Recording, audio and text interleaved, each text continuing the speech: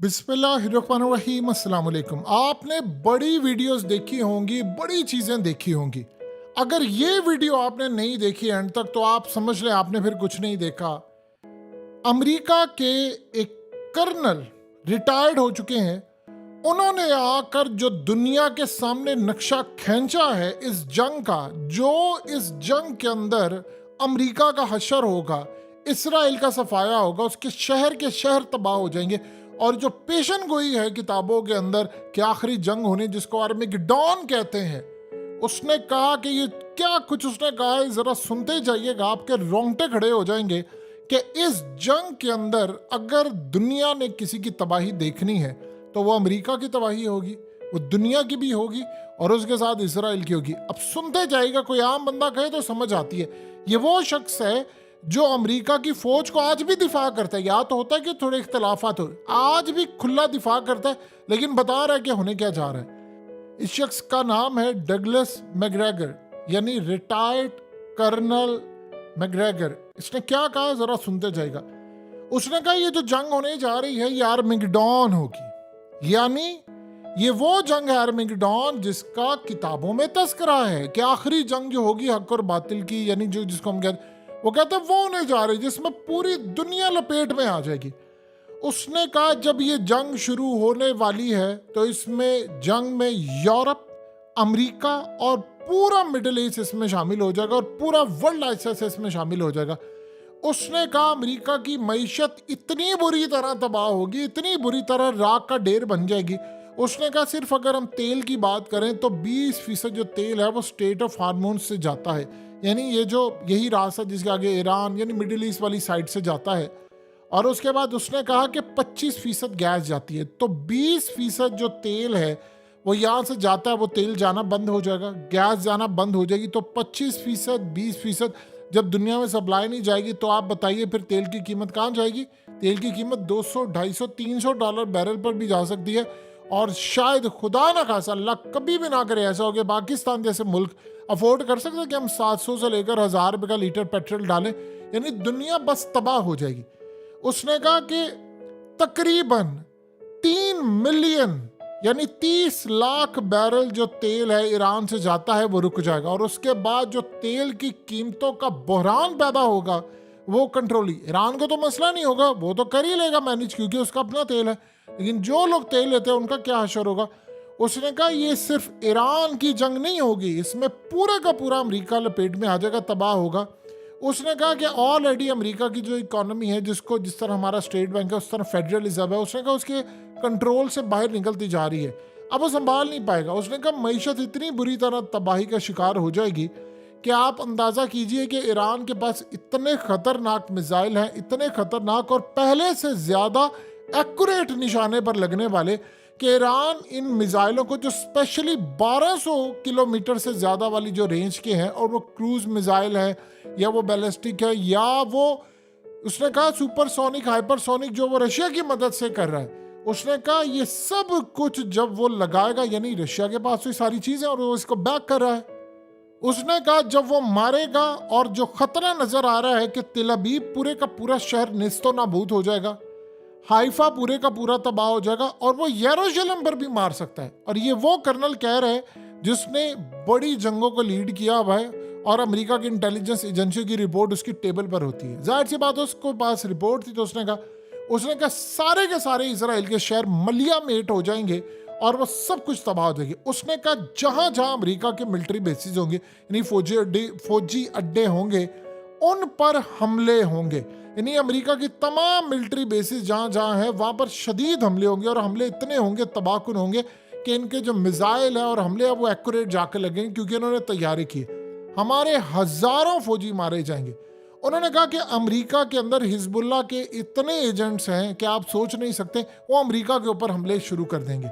और इसी तरह मैक्सिको में अमेरिका को अंदाज़ा है इस बात का कि हिजबुल्लाह के बहुत बड़े जो एजेंट्स हैं वो वहाँ पर आ चुके हुए हैं और वो अमेरिका में दाखिल होंगे तो वो अमेरिका के खिलाफ हमले शुरू हो जाएंगे।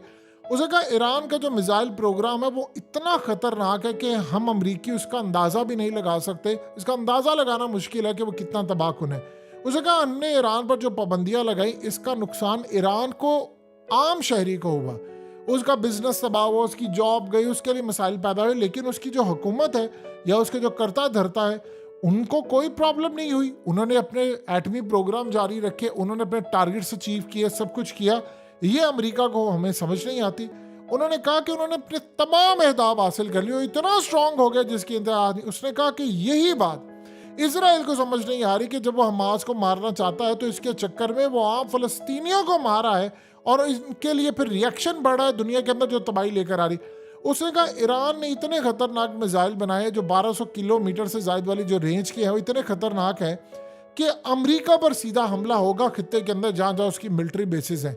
और उन्होंने कहा कि जब वो हमला होगा तो अमरीकी उसको रोक नहीं पाएंगे क्योंकि हमारे पास उसकी टेक्नोलॉजी का तोड़ नहीं है उस लेवल का जितने वो खतरनाक काम कर सकते हैं। ईरान के पास उसने कहा दुनिया के बेहतरीन इंजीनियर्स हैं, बेहतरीन लोग हैं और हमें तैयार रहना चाहिए कि ईरान हमारी ईंट से ईंट बजा देगा और हमें तबाह कर देगा। उसने कहा अमेरिका की जो पोजीशन है वो तारीख में इतनी कमज़ोर कभी भी नहीं हुई जितनी कमज़ोर अब हो चुकी हुई है। उसने कहा अमेरिका की नेवी बड़ी कमज़ोर है, ईरान जब हम पर हमला करेगा तो तमाम चीज़ें उसके जो क्रूज़ मिसाइल हैं रूस की मदद से हो और बहुत सारी चीज़ें वो फायर करेगा, हिजबुल्लाह के ज़रिए करेगा, मलेशिया के ज़रिए करेगा, हमें और इसराइल को वो तबाह कर देगा। अमेरिका की फ़ौज अब इस काबिल नहीं है, वो नकारा हो चुकी है क्योंकि आप जानते हैं कि अफगानिस्तान में उसने शिकस्त खाई है, रूस में, वियतनाम में, तो उसकी फ़ौज में वो जज्बा ही नहीं है, वो लड़ने वाली सूरत हाल है। उसने कहा कि सबसे बड़ी बात है कि हमारी फ़ौज यूरोप में बिखरी हुई है और हम एमरजेंसी में वहाँ से मंगवा नहीं सकते क्योंकि हमने वहाँ से यूक्रेन से भी जंग छिड़ी हुई है। उसने कहा आप अंदाज़ा नहीं कर सकते कि अभी तक इसराइल कैदियों को नहीं छुड़वा सका, तो बताइए हमास है जब उसका मुकाबला हिजबुल्लाह से होगा, ईरान से होगा, शाम से होगा, फिर उसके बाद रूस चढ़ दौड़ेगा, फिर चाइना उसकी बैक पर होगा, तो क्या करेंगे। उसने कहा हमारे लिए सबसे बड़ी प्रॉब्लम है कि हमें इसराइल को बचाना है, लेकिन अगर ये जंग छिड़ी तो इसराइल का वजूद बरकरार रखना मुश्किल हो जाएगा और अगर ये जंग शुरू हुई तो हमारे हाथ से सब निकल जाएगा, अमेरिका अपना कर्ज नहीं अदा कर पाएगा और एक दफ़ा ये चीज़ें हमारे कंट्रोल से बाहर हुई तो आप फिर उसका अंदाज़ा नहीं लगा सकते कि हम लोग मुकम्मल तौर पर तबाह हो जाएंगे और इतनी तबाही हमारी होगी, इतनी ज़्यादा तबाही होगी कि हमारे हाथ में कुछ नहीं आएगा। और इस सारी सूरत हाल के अंदर उसने क्लियर लिखा, उसने कहा ये वो तबाही है जिसका अंदाज़ा हमें बड़े अरसे से था कि ये हो सकता, लेकिन अब वो हमारे सर पर आकर खड़ी हो गई है।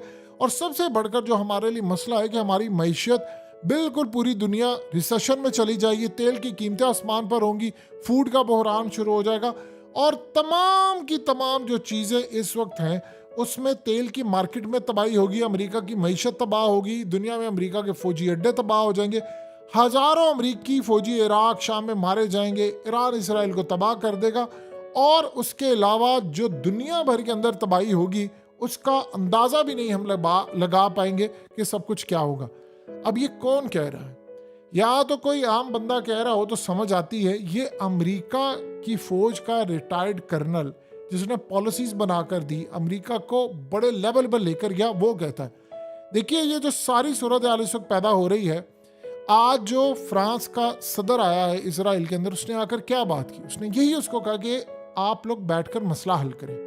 कतर ने क्या बात की, यही कहा आप बैठकर मसला हल करें। सारे कह रहे मसला हल करें क्योंकि देखिए दो चीजें समझिए, ये इस दफा जो लड़ाई होने वाली है वो हमास से लड़ाई नहीं है या वो फलस्तीनियों से नहीं है। इस लड़ाई के अंदर सब अपना दाव लगाने लगेंगे, यानी उसमें ये लड़ाई बेसिकली तो है ईरान के साथ, लेकिन पहले आपको हमास से लड़ना पड़ेगा, हिजबुल्लाह से, ईरान से, ज़ैनबियुन फातिमियुन ब्रिगेड और इनके जो जो भी मामले हैं। और दूसरा इस दफा अरब ममालिक ने अपनी पोजीशन बड़ी बेहतर रखी हुई है, यानी कोई भी नहीं ये चाहता, ये बात सबको पता है, मिडिल ईस्ट के हर बंदे को पता है कि ये चीज़ जब होगी तो ये खाली इसमें याद रखिएगा मिडिल ईस्ट का नुकसान, ये तो यूरोप तक जाएगी।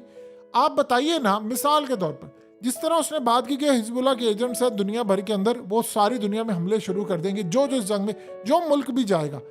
यही सूरत हाल नेतन्याहू को समझाने की कोशिश बाइडन ने भी की थी।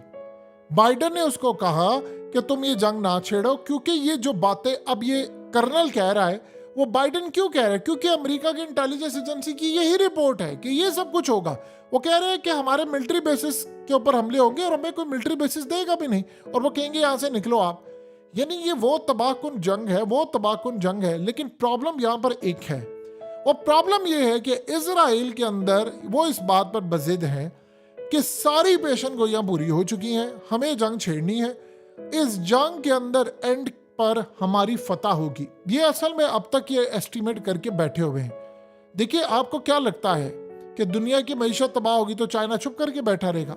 अब चाइना ने जो बयान दिए है वो क्यों इसराइल इसको कह रहा है कि सपोर्ट नहीं हमें करे या हमास के खिलाफ नहीं बयान, असल में उन्होंने कहा सारी पार्टीज बैठे, अभी वो यही इसको कहते हैं न्यूट्रल पोजीशन। इसराइल ये समझता है जिसने इस वक्त न्यूट्रल पोजीशन ली वो मेरे खिलाफ है।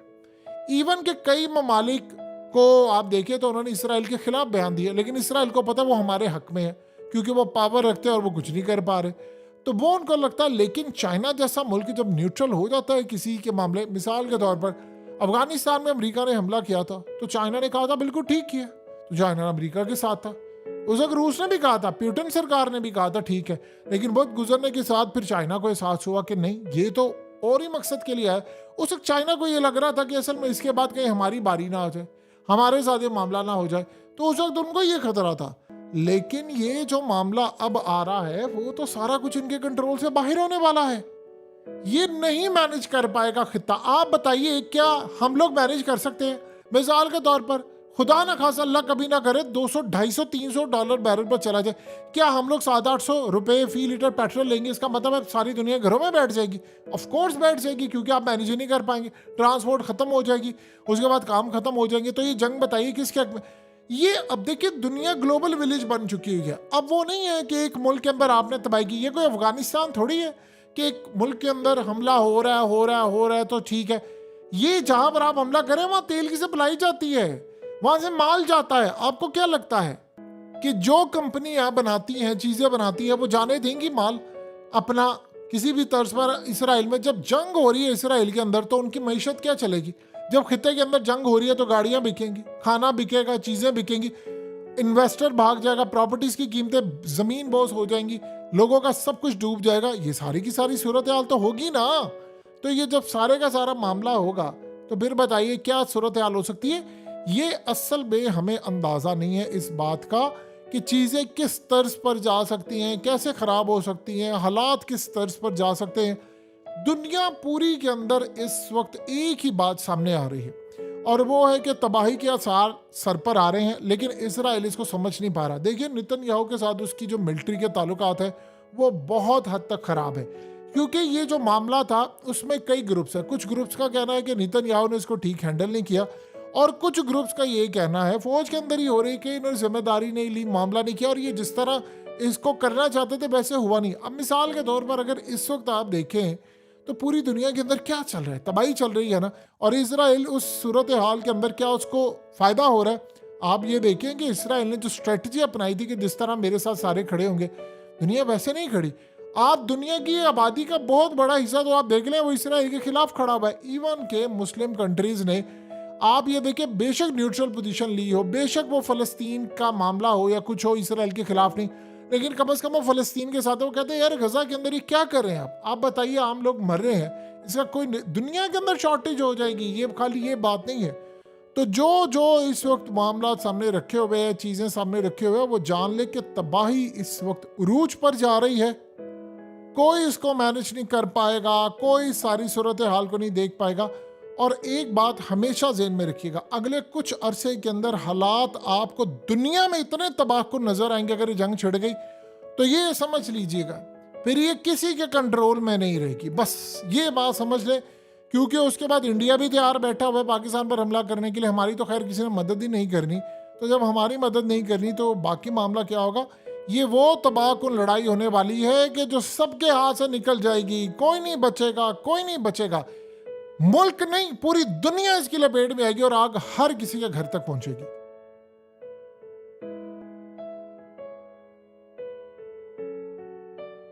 हकीकत टीवी को सब्सक्राइब करना मत भूलें, वीडियो को लाइक करें, शेयर करें और कमेंट सेक्शन में अपनी राय का इजहार जरूर करें।